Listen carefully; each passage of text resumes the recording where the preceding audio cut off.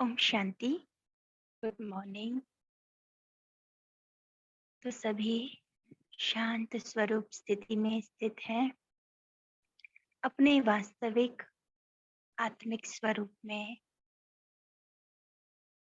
ये वाणी परमात्मा आत्मा को सुनाता है। तो आत्मिक स्थिति में रहना सबसे पहली शर्त है। तभी बाबा की बातें, बाबा की शिक्षाएं, बाबा की भावनाएं हमारे भीतर जाएंगी। हम उसके वास्तविक अर्थ को समझ पाएंगे।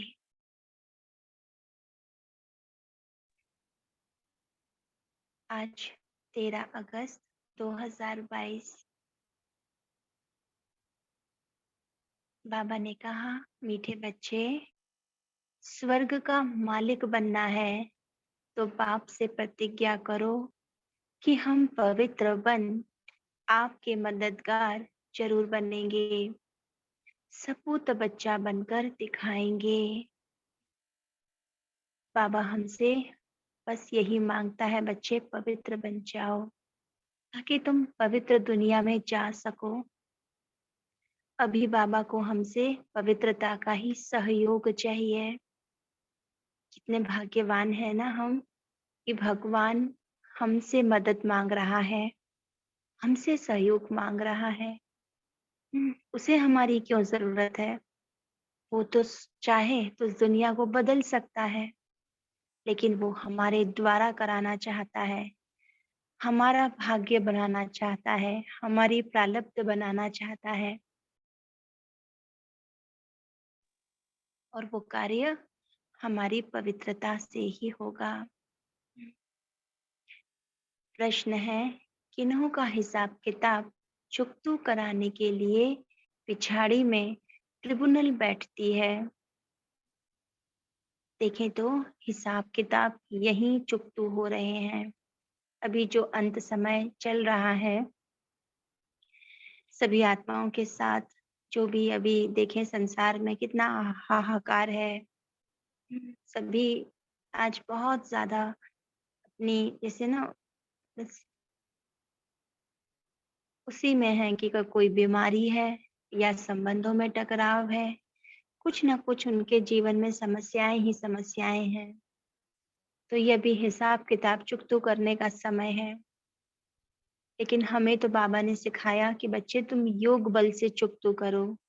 जितना बाबा की याद में रहोगे तो हिसाब किताब तो चुकतू हो रहे हैं, वो हमारे लिए बहुत एक छोटी बात हो जाएगी। बाहरी रूप से बीमारी के रूप में चुकतू करना, लेकिन बाबा की याद से भी हम उस अपने हिसाब किताब स्वतः ही चुकतू कर लेते हैं।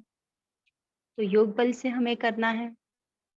लेकिन यदि हम बेकार में हैं, कभी भी क्रोध का अंश भी हमारे अंदर आता है और क्रोध से हम किसी को दुख भी देते हैं, तो ये भी क्या है? पाप ही है, पाप का ही अंश है। तो दुनिया में जो केस होते हैं, जेल भी हो जाती है, कोई किसी का मर्डर कर देता है या चोरी कर देता है, लेकिन बाबा कहते हैं जिसने क्रोध किया उस पर केस कौन करेगा? उसको सजा कैसे मिलेगी? बाबा ने कहा, जो क्रोध में आकर बॉम्ब से इतनों की मौत कर देते हैं, उन पर केस कौन करे? इसलिए पिछाड़ी में उनके लिए ट्रिब्यूनल बैठती है। सब अपना अपना हिसाब किताब चुकतू कर वापस जाते हैं। हम सब को अपना हिसाब किताब यही चुकतू करना है। सब आत्माएं परम धाम जाएंगी, लेकिन पवित्र होकर के। पवित्र यानी सब कुछ यही चुकतू करना है। तो चुकतू करना है तो हम अभी कर दें योग बल से। ट्रिब्यूनल यानी कि जब आत्मा यहाँ से जाती है तो कहते हैं ना, धर्मराजपुरी से होकर जाना पड़ता है। तो हमें हमारे ही सारे कर्म दिखाए जाते हैं। हम साक्षी होकर के अपने कर्मों को देखते हैं और फिर हमें बताया जाता है, देखो तुमने ये कर्म किया तो इसकी क्या सजा, उसकी सजा हमें वही दी जाती है। तो वो ट्रिब्यूनल नहीं बैठे। बाबा चाहता है कि हमें अंत में इस ट्रिब्यूनल से, धर्मराजपुरी से होकर नहीं जाना पड़े ना। ट्रिब्यूनल कहते हैं ना, कोर्ट को भी कहते हैं। जो कोर्ट में जो डिसीजन देते हैं, जो जजेस बैठते हैं न्याय देने वाले, उनको हम ट्रिब्यूनल कहते हैं। तो हमारे भी सभी हिसाब किताब की, हमारे कर्मों की ट्रिब्यूनल बैठती है। तो वो नहीं बैठे, इसलिए हम अभी से अपना ध्यान रखें। प्रश्न है, विष्णुपुरी में जाने के लायक कौन बनते हैं? तो हम सब सत्युग की दुनिया में जाएं, वो कैसे, कौन है जो जा सकते हैं? बाबा ने कहा, जो इस पुरानी दुनिया में रहते भी इससे अपनी दिल नहीं लगाते, बुद्धि में रहता अब हमें नई दुनिया में जाना है, इसलिए पवित्र जरूर बनना है। रहते हम इसी दुनिया में हैं, और इसी दुनिया में रहते हुए कई हद की बातें हैं ना। आत्माएं या हमारे भाई बहन आते हैं, हमसे इधर उधर की बातें करते हैं, लेकिन हम साक्षी होकर देखें, हमारा दिल वहां ना लगे, बुद्धि नहीं रहे कि क्या हुआ, कैसे हुआ, हम उसमें अपना इंटरेस्ट नहीं दिखाएं। हो रही हैं बातें, आ रही हैं, उन्हें ड्रामा का सीन समझकर बस देखना है। उनमें अपना दिल नहीं लगाना है। दूसरा पॉइंट है कि पढ़ाई ही विष्णुपुरी में जाने के लायक बनाती है। तुम पढ़ते इस जन्म में हो, पढ़ाई का पद दूसरे जन्म में मिलता है। अभी हम जो पढ़ रहे हैं, तो ये पढ़ाई भी क्या है, कमाई है एक तरह से। क्योंकि जब हम पढ़ रहे हैं, इस वक्त कोई व्यर्थ चिंतन नहीं चल रहा, कोई हद की बातें नहीं है, हम बेहद में हैं। आत्मा अपनी ऊंची स्टेज पर जा रही है। तो जितना हम आत्मिक स्थिति में रहते हैं, उतना ही हम कमाई करते जा रहे हैं। तो ये पढ़ाई हमें अगले जन्मों के लिए भी पद का आधार बन जाती है।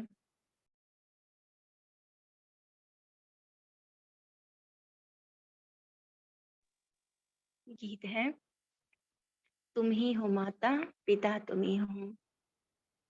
ओम शांति। महिमा गाते हैं बेहद के बाप की, क्योंकि बेहद का बाप बेहद की शांति और सुख का वर्षा देते हैं।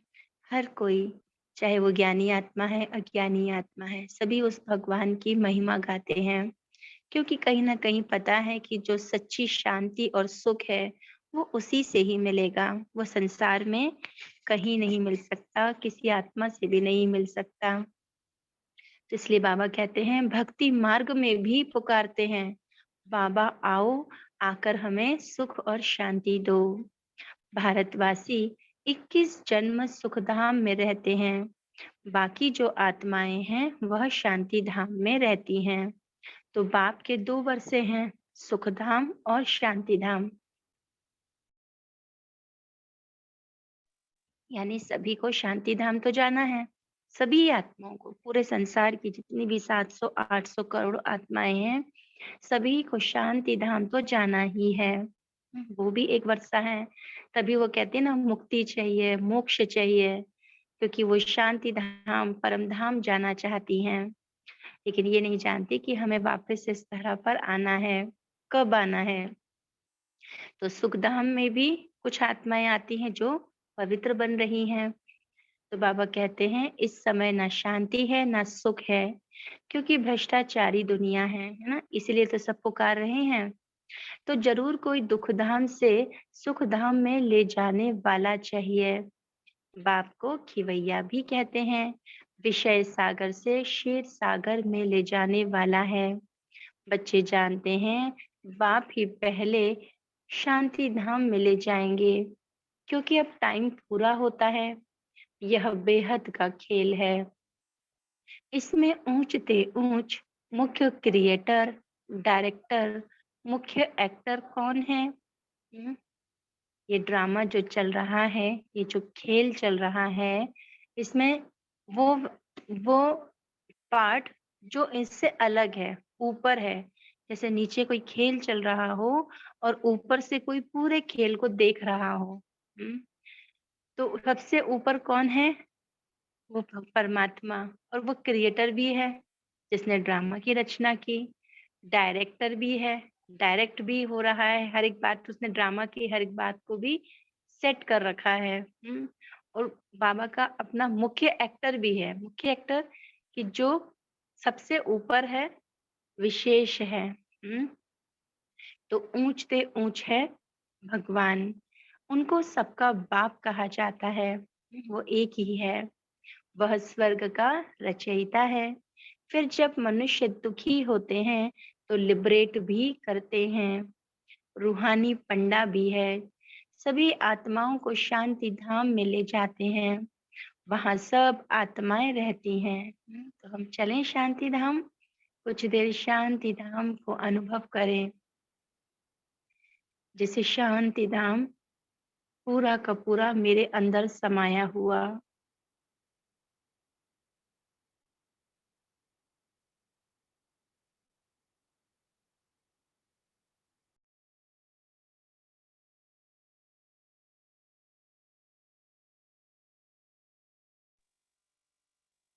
बाबा हम हमारा रूहानी पंडा है जो हमें शांति धाम ले जाता है ना। गई ना रूह शांति धाम में, वहां सब आत्माएं रहती हैं, यह ऑर्गन्स यहाँ मिलते हैं, जिससे आत्मा बोलती है। आत्मा खुद भी कहती है, जब मैं सुख धाम में थी तो शरीर सतो प्रधान था, मैं आत्मा 84 जन्म भोगती हूँ। सतयुग में 8 जन्म, त्रेता में 12 जन्म पूरे हुए, फिर फर्स्ट नंबर में जाना है। बाप भी आकर पावन बनाते हैं, आत्माओं से बात करते हैं। कौन बात कर रहा है हमसे? इस मुरली के माध्यम से परमात्मा मुझ आत्मा से बात कर रहा है। तो हम बार बार अपने आत्मिक स्वरूप में स्थित हो जाएं और फील करें कि बाबा जो कह रहा है, बाबा जो विजन दिखा रहा है, एग्जैक्ट हम उसी को हम महसूस करते जाएं। आत्मा शरीर से अलग है तो कुछ बात नहीं कर सकती, जैसे रात में शरीर से अलग हो जाती है ना, रात को पता ही नहीं चलता। आत्मा कहती है, मैं इस शरीर से काम कर थक गया हूँ, अब विश्राम करता हूँ। आत्मा और शरीर दोनों अलग चीज है। यह शरीर अब पुराना है, यह है ही पतित दुनिया। भारत नया था तो इसको स्वर्ग कहा जाता था, अभी नर्क है, सब दुखी हैं। बाप आकर कहते हैं, इन बच्चियों द्वारा तुमको स्वर्ग का द्वार मिलेगा। बाप शिक्षा देते हैं, पावन बन, स्वर्ग का मालिक बनो। तो स्वर्ग में जाना है, सतयुग में जाना है, तो उसके लिए हमें अभी पवित्र बनना होगा। पवित्र यानी कि ये शरीर भी पवित्र, मन भी पवित्र हो, दृष्टि भी पवित्र हो ना। बस एक बाबा की ही वाइब्रेशन में हम रहें। जब हम किसी और आत्मा के प्रभाव में आ जाते हैं ना, तो हम एक तरह से अशुद्ध होने लगते हैं, क्योंकि आत्माएं भी अशुद्ध हैं। सबकी अभी बैटरी डाउन है, स्टेज अभी डाउन है। तो जिसके हम संग में रहते हैं वैसा ही रंग पड़ने लगता है। तो जब बाबा जो पवित्रता का सागर है, जब हम उसके संग को अनुभव करते हैं, उसकी वाइब्रेशन में रहते हैं, तो हम भी पवित्र बनने लग जाते हैं। पतित बनने से तुम नर्क के मालिक बन पड़े हो। यहाँ 5 विकारों का दान लिया जाता है। आत्मा कहती है, बाबा आप हमको स्वर्ग का मालिक बनाते हो। हम प्रतिज्ञा करते हैं, हम पवित्र बन आपके मददगार जरूर बनेंगे। जितने हम पवित्र बनते हैं, यानी हमारी दृष्टि पवित्र, हमारे वाइब्रेशन पवित्र, इसका प्रभाव पूरे संसार पे पड़ता है, तो संसार भी धीरे धीरे पवित्र बनने लगता है। बाबा का बच्चा जो ओबीडिएंट रहते हैं, उन्हें सपूत कहा जाता है। हम सब बाबा के सच्चे बच्चे हैं ना, आज्ञाकारी बच्चे हैं। कपूत को वर्षा मिल ना सके, यह बाप बैठ समझाते हैं। निराकार भगवान की निराकारी आत्माएं बच्चे हैं। हम सब कौन हैं? निराकार परमात्मा की निराकार आत्मा, उस परमात्मा का बच्चा। तो अपने निराकारी स्वरूप में स्थित हो जाएं। निराकारी यानी इस देह से अलग मैं आत्मा। केवल आत्मिक स्वरूप में स्वयं को देखें। पॉइंट ऑफ लाइट, ज्योति स्वरूप।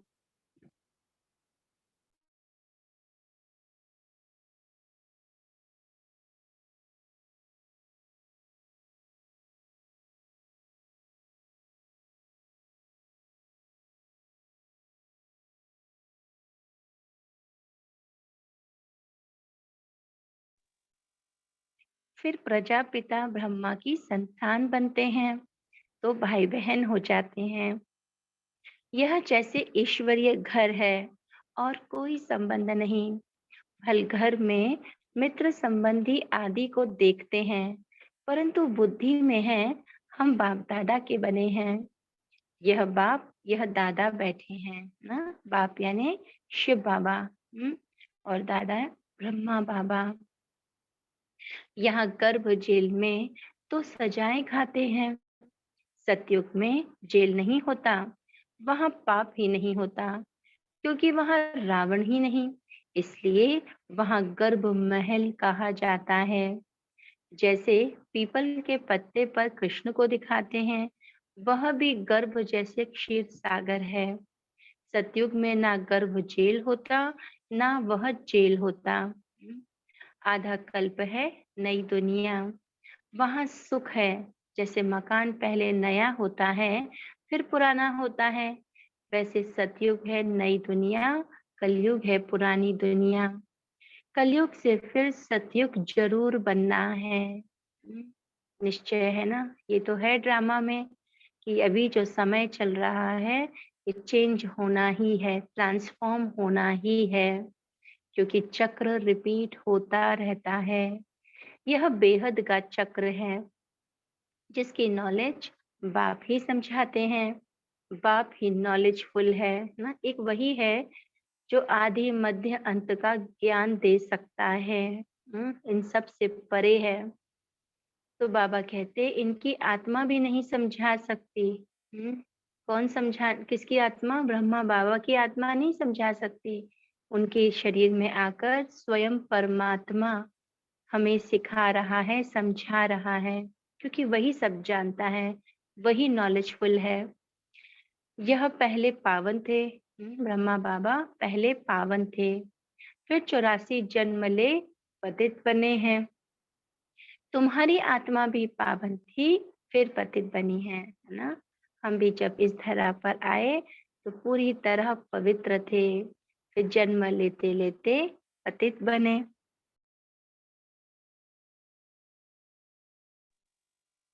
बाप कहते हैं मैं इस पतित दुनिया का मुसाफिर हूँ, क्योंकि पतित बुलाते हैं कि आकर पावन बनाओ। बाबा मुसाफिर है ना, बस हमें मुसाफिर आते हैं ना, कुछ काम करते हैं, जो उनका लक्ष्य होता है वो किया और आगे बढ़े। तो बाबा कहते हैं मुझे अपना परम धाम छोड़ पतित दुनिया, पतित शरीर में आना पड़ता है। यहाँ तो पावन शरीर है नहीं। यह तो जानते हो जो अच्छे कर्म करते हैं वह अच्छे कुल में जन्म लेते हैं, बुरे कर्म वाले बुरे कुल में जन्म लेते हैं। अब तुम पवित्र बन रहे हो, पहले पहले तुम विष्णु कुल में जन्म लेंगे। तो जिसने जैसे कर्म किए होंगे वो वैसे कुल में जाएगा। तो अब हमें कैसे कर्म करने होंगे जिससे कि हम विष्णु कुल में जाएं। तुम मनुष्य से देवता बनते हो। आदि सनातन धर्म किसने स्थापन किया यह कोई भी नहीं जानता, क्योंकि शास्त्रों में 5000 वर्ष के चक्र को लाखों वर्ष दे दिया है। यही भारत स्वर्ग था। बाबा ने हमें एग्जैक्ट सब बात की क्लैरिटी दी है। यही भारत स्वर्ग था, अब तो नर्क है। अब जो बाप द्वारा ब्राह्मण बनेंगे वही देवता बनेंगे, क्योंकि परमात्मा ही है जो हमें पावन बना रहा है। हम ब्राह्मण बन गए और ब्राह्मण बन के हम ज्ञान धन को अपने जीवन में धारण कर रहे हैं। स्वर्ग का द्वार देख सकेंगे। स्वर्ग का नाम ही कितना अच्छा है। देवी देवता वाम मार्ग में आते हैं तब पुजारी बनते हैं ना। जब देवी देवता द्वापर युग से, वही जो सतयुग त्रेता में देवी देवता थे और वही द्वापर में आके देहभान में आ जाते हैं, विकार में आ जाते हैं, तो फिर वही पूज्य सो पुजारी बन जाते हैं। सोमनाथ का मंदिर किसने बनाया? सबसे बड़ा है यह सोमनाथ का मंदिर, जो सबसे साहूकार था उसने ही बनाया होगा।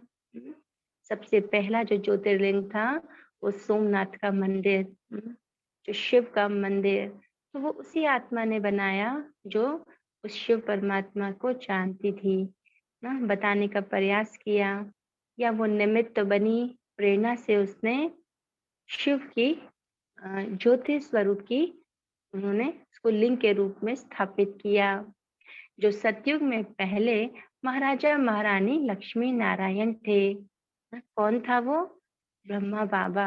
ब्रह्मा बाबा सतयुग में ही वही विष्णु लक्ष्मी नारायण बने, और फिर उनके जन्म होते होते जो द्वापर युग में सबसे साहूकार आत्मा थी, वो थी विक्रमादित्य की आत्मा।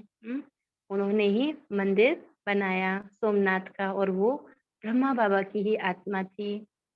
वही जब पूज्य से पुजारी बनते हैं, तो शिव बाबा जिसने विश्व का मालिक बनाया है, उनका मंदिर बनाते हैं। बाबा देखो ना, पूरे कल्प हमारे साथ रहते हैं किसी ना किसी रूप में। खुद कितना साहूकार होंगे, तब तो इतना मंदिर बनाया, जिसको मोहम्मद गजनवी ने लूटा, है ना। कहते हैं ना, सोमनाथ मंदिर में हर हर एक दीवार पर हीरे थे, हीरे जड़े हुए थे। तो वो हीरे जो है वो गजनवी आया और कितनी बार उन्होंने आकर के उसे लूटा, बार बार आकर के लूटना पड़ा। एक बार में वो पूरा 17 बार उसने लूटा है। तो सबसे बड़ा मंदिर है शिव बाबा का। वह है स्वर्ग का रचयिता। खुद मालिक नहीं बनते हैं। बाप जो सेवा करते हैं उसको निष्काम सेवा कहा जाता है। बाबा हमें स्वर्ग का मालिक बना रहे हैं, लेकिन खुद नहीं बनते, है ना। तो कैसी बाबा की निष्काम सेवा है कि बाबा हमें पवित्र बना रहा है ताकि हम पवित्र दुनिया के मालिक बन सकें। बच्चों को स्वर्ग का मालिक बनाते, खुद नहीं बनते। खुद निर्वाण धाम में बैठ जाते हैं। जैसे मनुष्य 60 वर्ष के बाद वानप्रस्थ में जाते हैं, सत्संग आदि करते रहते हैं, कोशिश करते हैं हम भगवान से जाकर मिलें, परंतु कोई मेरे से मिलते नहीं। सब भक्ति मार्ग में कितनी कोशिश करते हैं, भगवान की खोज भी करते हैं। सबका लिबरेटर गाइड एक ही बाबा है। वही वही जब चाहेगा बच्चों को अपना परिचय दे सकता है, कोई और नहीं दे सकता, और उसके आने का भी एक समय है। और सभी हैं जिस्मानी यात्रा कराने वाले, अनेक प्रकार की यात्रा करते हैं। यह है रूहानी यात्रा। रूह, जैसे ही मैंने संकल्प लिया मन और बुद्धि से, बस संकल्प लिया और बुद्धि पहुंच जाती है एक सेकंड में परम धाम, शांति धाम, निर्वाण धाम। ये अभ्यास हम बार बार अपने साथ रखें, दिन भर में डिटैच हो जाएं इस दुनिया से, और बस मन से संकल्प किया परम धाम, और बुद्धि परम धाम को ही देखने लगे। और जैसे आत्मा वहीं जाकर बाबा के पास बैठ गई, समीप बैठ गई ना। जैसे हम बीच बीच में मोबाइल को चार्जिंग पर लगा देते हैं ना, ऐसे ही आत्मा बाबा के बिल्कुल पास जाके बैठ जाए, बिल्कुल शांत अवस्था में। बाबा की ड्रिल भी है कि बीच बीच में एक सेकंड भी शांति का स्वरूप बन जाओ। ये अभ्यास हम दिन भर में बार बार करें। तो बाप सभी आत्माओं को अपने शांति धाम में ले जाते हैं। अभी तुम बच्चों को बाप विष्णुपुरी में ले जाने के लायक बना रहे हैं। लायक बन रहे हैं ना हम? पूछें अपने आप से।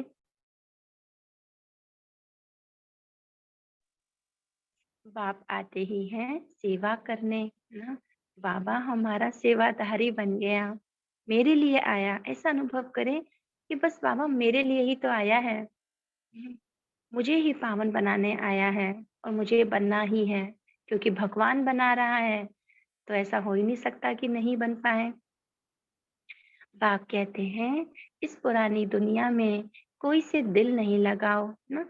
यानी अब किसी और की तरफ बुद्धि नहीं जाए, ना? मन नहीं जाए, अब बाबा की तरफ ही लगा रहे।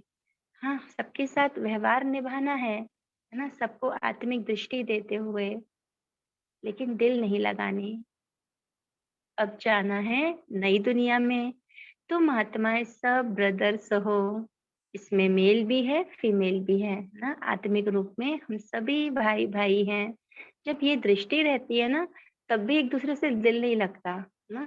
अटैचमेंट नहीं रहता, ना? सतयुग में सभी आत्माओं का आपस में बहुत स्नेह रहता है, रूहानी स्नेह रहता है। मिलकर नाचते हैं, गाते हैं, सब कुछ करते हैं, पूरा एंजॉय करते हैं, लेकिन फिर भी अटैचमेंट नहीं है। वो स्थिति हमारी बन जाए। सतयुग में तुम पवित्र रहते थे, उसको कहा ही जाता है पवित्र दुनिया, है ना? उस दुनिया को बार बार अनुभव करें, कैसी होगी वो पवित्र दुनिया। यहाँ तो 5-7 बच्चे पेट चीर कर भी निकालते हैं। सतयुग में लॉ बना हुआ है, जब समय होता है तो दोनों को साक्षात्कार हो जाता है कि अब बच्चा होने वाला है। उसको कहा जाता है योग बल। पूरे टाइम पर बच्चा पैदा होता है ना, वहाँ साक्षात्कार होता है। योग बल से ही जो है बच्चे आते हैं। कोई तकलीफ नहीं, रोने की आवाज नहीं। आजकल तो कितनी तकलीफ से बच्चा पैदा होता है। यह है ही दुख धाम। सतयुग में है सुख धाम। तुम पढ़ाई पढ़ रहे हो सुख धाम का मालिक बनने। उस पढ़ाई का फल तो इसी जन्म में भोगते हैं। तुम इस पढ़ाई का फल दूसरे जन्म में पाते हो। जो हम पढ़ रहे हैं, जो अनुभूतियां कर रहे हैं, इसका हमें जो फल है, उसकी प्रारब्ध है, वो हमें आगे मिलेगी, क्योंकि हम इस पढ़ाई से प्योर होते जा रहे हैं। बाप कहते हैं मैं तुमको स्वर्ग का मालिक बनाता हूँ, जिनको भगवान भगवती कहते हैं। पूरी वाणी में बाबा हमें कितना ऊंचा उठा रहे हैं, बच्चे तुम ही स्वर्ग के मालिक हो, तुम ही पवित्र दुनिया में जाने के लायक बन रहे हो। तो हम अपने आप को उसी स्वरूप में स्थित कर दें, स्वीकार कर लें, मैं हूँ ही परम पवित्र आत्मा, सतयुगी दिव्य आत्मा हूँ। लक्ष्मी भगवती, नारायण भगवान।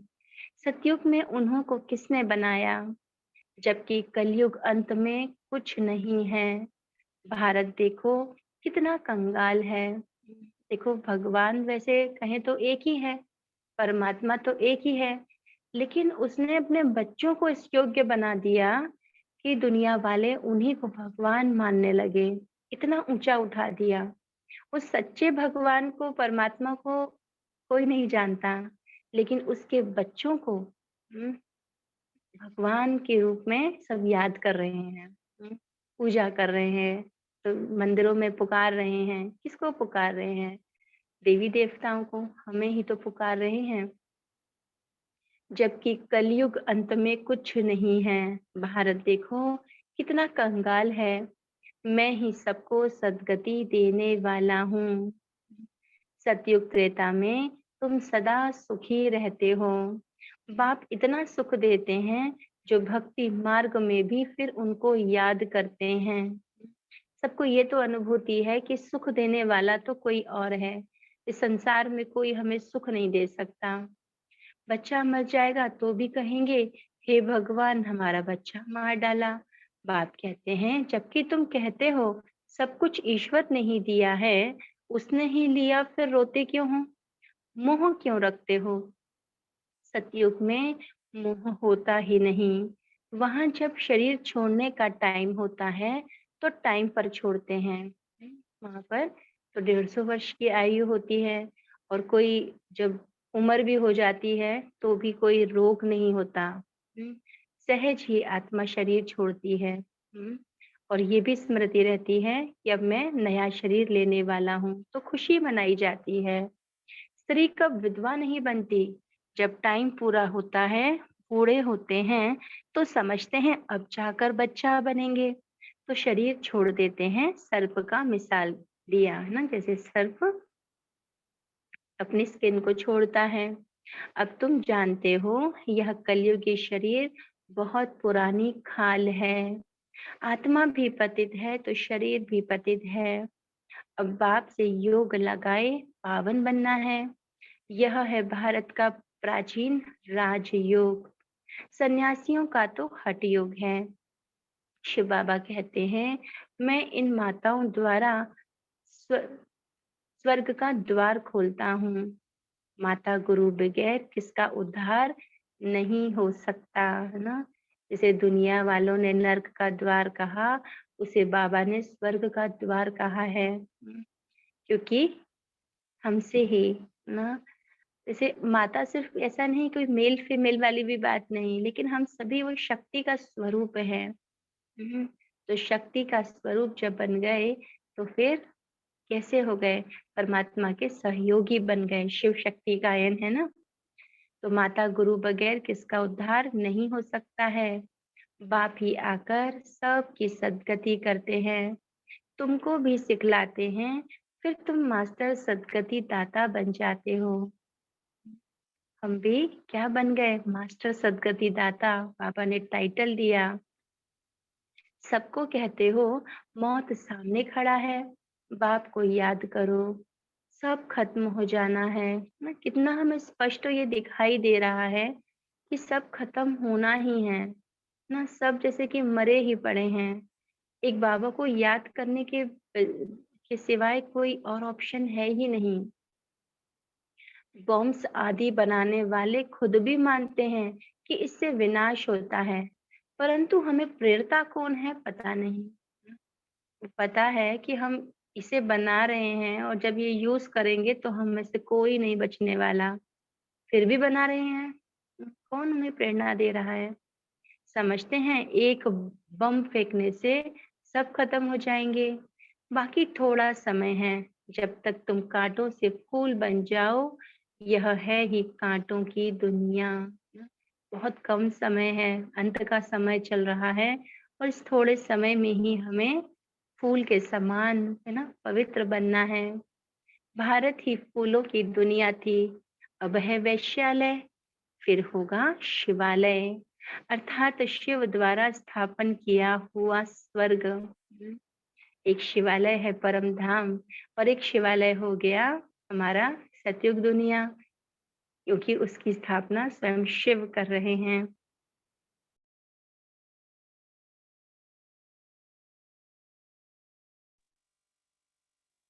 भगवान तो एक ही निराकार है। मनुष्य को कभी भगवान नहीं कह सकते। दुख हरता सुख करता एक ही बाप है। भगवानुवाच, मैं तुमको नर से नारायण बनाता हूँ। यह पुरानी पतित दुनिया अब खत्म होनी है। मैं पतित से पावन देवता बनाता हूँ। भगवान हमें हर दिन हमारे अंदर एक सूक्ष्म परिवर्तन लाकर, हमारा गुणों से श्रृंगार करके हमें देवता बना रहे हैं। फिर तुम चले जाएंगे अपने घर। ड्रामा को समझना है। इस समय देखो मनुष्यों में क्रोध कितना है, बंदर से भी बदतर है।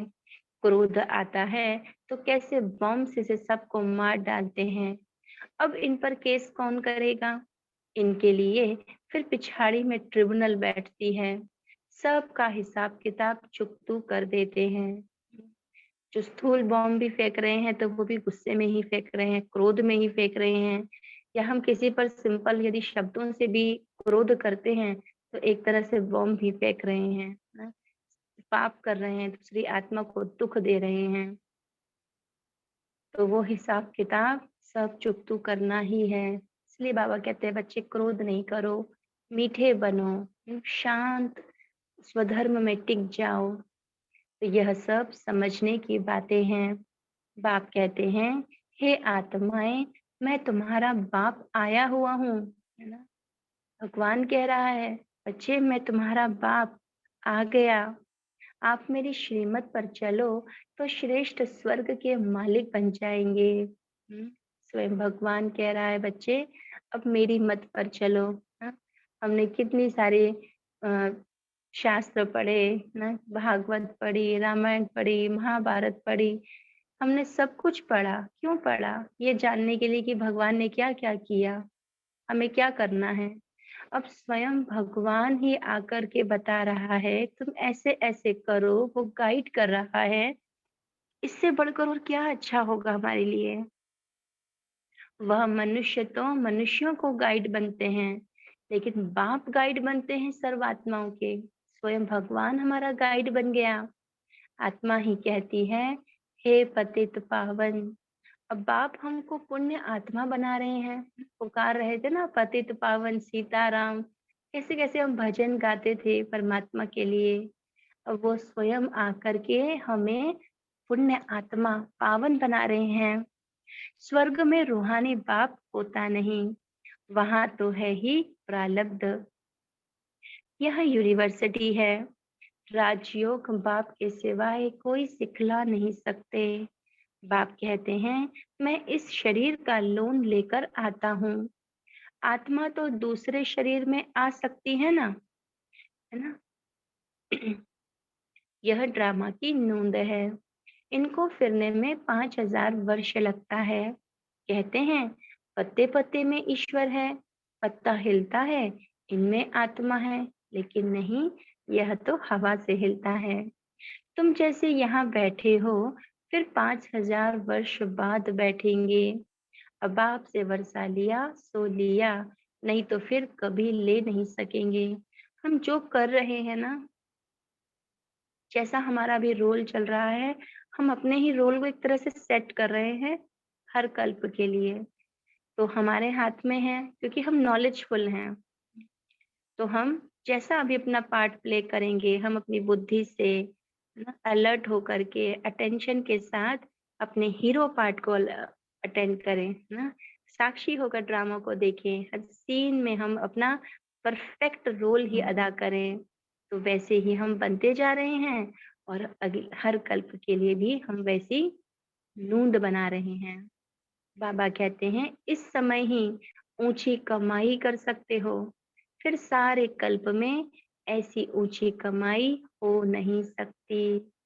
ना सिर्फ इसी संगम के समय पर जब भगवान स्वयं आया, भगवान हमें पढ़ा रहा है, हमें गाइड कर रहा है, एक एक बात की महीनता बता रहा है। पूरे चक्र का राज उसने समझा दिया। और क्या चाहिए?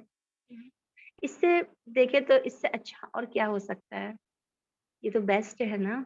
इससे अच्छा हमारे जीवन में और क्या हो सकता है? इससे बड़ा सुख क्या हो सकता है? हम और क्या चाहते हैं? क्या कुछ और भी चाहते हैं? जिस भगवान को हम पुकार रहे थे वो आ गया। वो हमें सारे सुख अभी भी दे रहा है और भविष्य के लिए भी जमा करा रहा है। हमें पवित्र बना रहा है, आत्मा को प्योर कर रहा है, उसकी सतो प्रधान अवस्था को बना रहा है, हमारा स्वयं श्रृंगार कर रहा है, हमें इतना प्यार दे रहा है, हमारे अंदर शक्ति भर रहा है। हर कदम पे वो हमारे साथ है, और वो कहता है, मैं तुम्हारा सेवाधारी हूँ, मुझे बस अपने साथ रखो, अपना साथी बना लो। इससे अच्छा और क्या हो सकता है? हम सोचे तो सबसे बेस्ट टू बेस्ट हमको मिल गया, है ना? तो वो बाबा इतने प्यार से हमारी तरफ देख रहा है, मुझ आत्मा को देख रहा है। उसकी दृष्टि को अनुभव करें, उसके प्यार को अनुभव करें, और कह रहा है, मीठे मीठे सिके लदे बच्चों प्रति मात पिता बाप दादा का याद प्यार और गुड मॉर्निंग। रूहानी बाप की रूहानी बच्चों को नमस्ते। हम भी बस बाबा की नैनों में देखें और अपने दिल का स्नेह बाबा को दें। हम बच्चों का भी बाप दादा को याद प्यार, गुड मॉर्निंग और नमस्ते।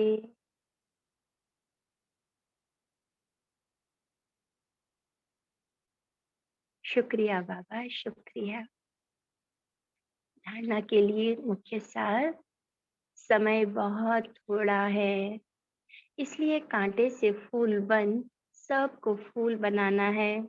शांति धाम और सुख धाम का रास्ता बताना है। वैष्णव कुल में जाने के लिए अच्छे कर्म करने हैं, पावन जरूर बनना है, सदा रूहानी यात्रा करनी और करानी है। हम सभी अपने अपने पॉइंट्स जरूर शेयर करें। हम आज की मुरली से क्या धारण करने वाले हैं, क्या हमने अनुभव किया? चैट बॉक्स में लिख सकते हैं। कोई अनम्यूट करके भी बोलना चाहता है, एक एक करके बोल सकता है कि मैं क्या धारण करूंगी, बाबा से क्या टचिंग मिली आपको। और चैट बॉक्स में भी सभी एक एक पॉइंट जरूर लिखें। कमाई करनी है, पवित्र बनना है,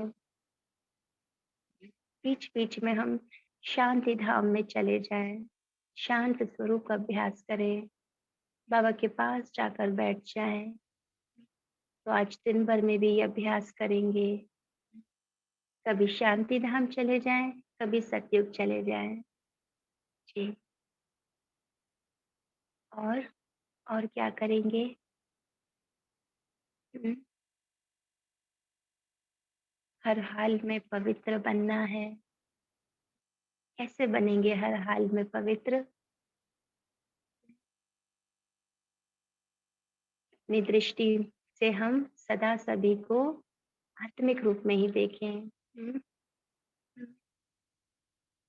कांटों से फूल हम बन रहे हैं, ये इसे हम फील करें कि मैं फूल हूँ, पवित्र हूँ।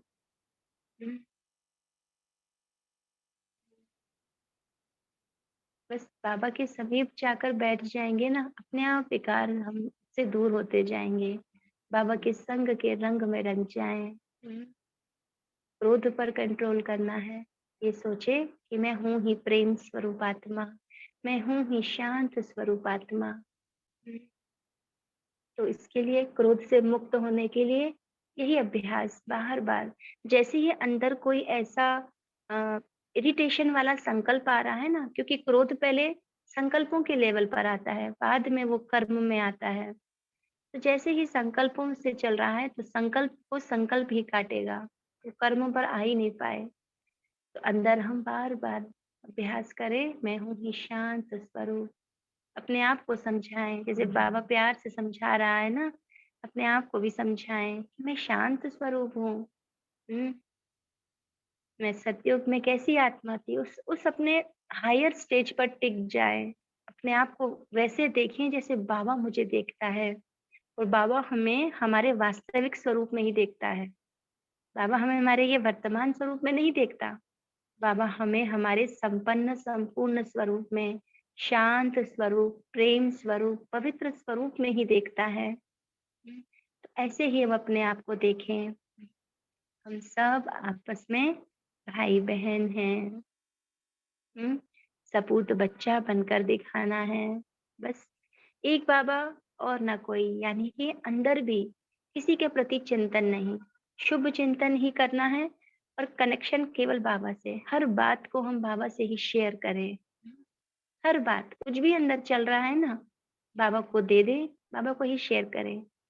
संकल्प भी चल रहा है, वो संकल्प भी बाबा से शेयर करें। बाबा मेरे अंदर ये बात चल रही है, मैं ऐसा सोच रही हूँ, सच्चे दिल से।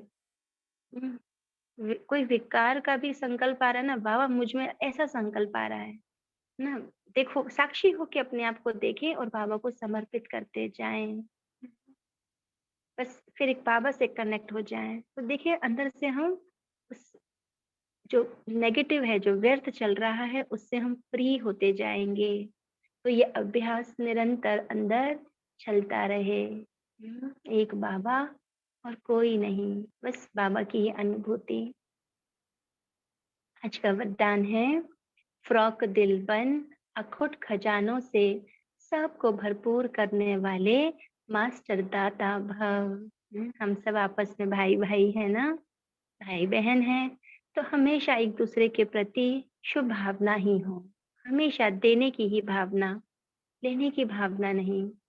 फ़्रॉक दिल बन जाएँ, रहम दिल बन जाएँ, दूसरों को क्षमा कर दें, किसी की कमी-कमज़ोरी को नहीं देखें, जैसे बाबा ने हमारी कमी-कमज़ोरी को नहीं देखा। हुँ, कितना हमारे अंदर सब कुछ पुरानी बातें थी, पुराने संस्कार थे, फिर भी बाबा ने अपना बना लिया, ऐसे हम भी बन जाएँ। तो फ्रॉक दिल बन, अखुट खजानों से सबको भरपूर करने वाले मास्टर दाता बन। तो वही दे सकता है जो स्वयं भरपूर होगा, वही दूसरों को भरपूर कर सकता है। तो बस बाबा से लेते जाएँ और सबको देते जाएँ। बाबा कहते हैं, आप दाता के बच्चे मास्टर दाता हो। किसी से कुछ लेकर फिर देना, वह देना नहीं है। जिसने हम हमारी ये सोच जाती है ना, किसी ने हमारे लिए किया तो हम भी करें। लिया और दिया तो यह बिज़नेस हो गया। दाता के बच्चे फ्रॉक को दिल बंद देते जाओ, बस देते जाना है। अपने आप को ऐसा देखें, मैं देवी हूँ, मैं देवता हूँ, बस देने वाला। जो मेरे सामने आएगा ना, बस मैं उसे पवित्र दृष्टि ही दूँगा। और जब हम किसी को उसकी पवित्र स्वरूप में देखते हैं, आत्मिक स्वरूप में देखते हैं, तो हमें महसूस हो जाता है कि उस आत्मा को मुझसे क्या चाहिए। हम उसे समझने लगते हैं, उसकी भावनाओं को समझने लगते हैं, उसके दिल का हाल भी हम समझ जाते हैं। और फिर वही हम अपना फिर वाइब्रेशन से, अपने मीठी बातों से उसके मन को शांत कर पाते हैं। तो बाबा ने भरपूर किया, अखुट खजाना है, जिसको जो चाहिए वह देते भरपूर करते जाओ। किसी को खुशी चाहिए, स्नेह चाहिए, शांति चाहिए, देते चलो। कई बार होता है ना, कोई आत्मा उदास बैठी है, बस हम कोई ऐसी हँसी की बात कर देते हैं, तो वो खुश हो जाती है, उसके चेहरे पे प्रसन्नता आ जाती है, उसकी स्थिति चेंज हो जाती है। किसी को बस प्यार के 2 शब्द बोल देते हैं, तो भी उसका मन हल्का हो जाता है। शांति के वाइब्रेशन दे देते हैं, तो भी वो जैसे किसे क्या चाहिए, वो भी हमें अनुभूति होने लगती है। तो यह खुला खाता है, हिसाब-किताब का खाता नहीं है।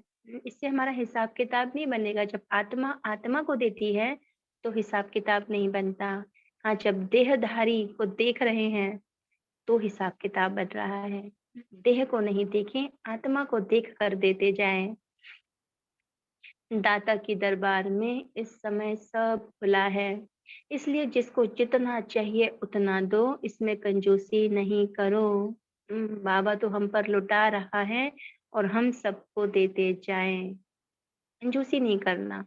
और जितना देते जाएँगे ना, उतना हमारा ही और बढ़ता जाएगा। हुँ, स्लोगन है, अपनी मनसा वृत्ति को ऐसा पावरफुल बनाओ, जो खराब भी अच्छा हो जाए। मेरे मन के संकल्पों से ही सृष्टि बन रही है। वृत्ति क्या होती है? जो हम संकल्प बार-बार, बार-बार क्रिएट कर रहे हैं, वो हमारी आदत बन गई। वो ऑटोमेटिक हमसे रिफ्लेक्ट होने लगता है। तो अपने मन में जो संकल्प हैं, वो हम इतने पावरफुल क्रिएट करें कि हमसे ऑटोमेटिक वही संकल्पों का वाइब्रेशन बाहर निकले। हुँ। तो ऐसे हम शक्तिशाली बन जाएँ कि कोई नेगेटिव बात भी आए तो वो पॉज़िटिव में बदल जाए। कोई आत्मा की नेगेटिविटी का हम पर प्रभाव ही नहीं पड़े, बल्कि हमारी पॉज़िटिविटी इतनी पावरफुल हो कि उस पॉज़िटिविटी का प्रभाव उस आत्मा पर पड़ जाए। उसके लिए वृत्ति, यानी हमें अपने संकल्पों से अपने अंदर इतने श्रेष्ठ संकल्पों की रचना करते जाना है कि कोई भी नेगेटिव संकल्प निकले ही नहीं। हमारे वाइब्रेशन हमारे संकल्पों से ही क्रिएट हो रहे हैं। हुँ, तो संकल्प अच्छे होंगे तो वृत्ति शुद्ध होती जाएगी। अच्छा, ओम शांति। शुक्रिया बाबा, आप सभी भाई-बहनों का भी बहुत-बहुत शुक्रिया। सभी शांत स्वरूप आत्माएँ, पवित्र आत्माएँ, बाबा के बच्चे। तो सभी पर बाबा की दृष्टि है, बाबा का बहुत सारा स्नेह है और उसी में आज पूरा दिन रमण करना कि बस एक बाबा ही मेरे साथ है। मैं पवित्र बनती जा रही हूँ। ओम शांति। शुक्रिया बाबा, शुक्रिया।